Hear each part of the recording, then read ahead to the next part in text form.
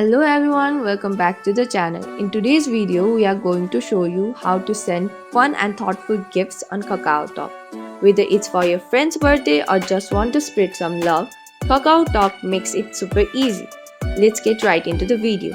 First thing first, open up the Kakao app on your phone.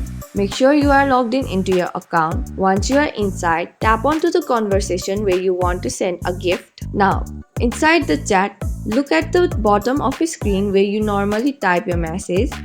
Right next to the text box, you will see a little gift icon. Now go ahead and tap onto the gift icon and you will see a varieties of gifts option popping up. There are different categories like virtual gifts, digital cards. From here, you can browse through the available gift. You can choose something cute like a stuffed animal or even a gift card. Once you have found the perfect one, simply tap on it. After tapping the gift you want, you will get the option to add a message to go with your gift.